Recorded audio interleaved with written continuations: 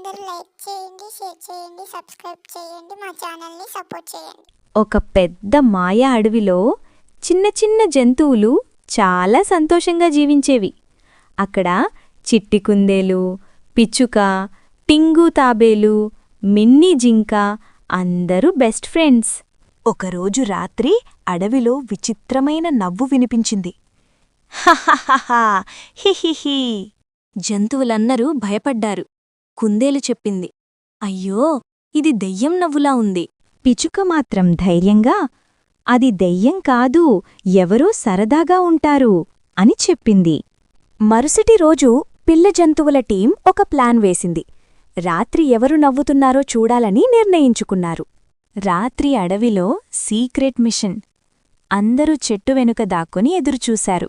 మళ్ళీ అవే నవ్వు వచ్చింది. హహ, ఎవరు నా అడవిలో ఉన్నారు? అందరూ జాగ్రత్తగా ముందుకెళ్ళి చూశారు. అక్కడొక చిన్న పారదర్శక దెయ్యం జింక నిలబడి ఉంది. జింక చాలా భయంకరంగా కాదు, చాలా ఫన్నీగా ఉంది.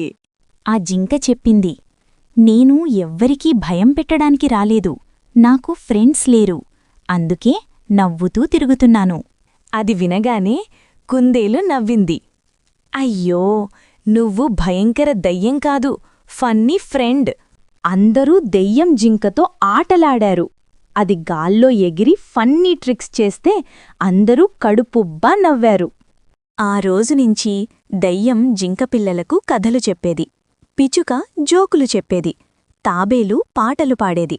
అడవి మొత్తం నవ్వులతో మార్మోగింది.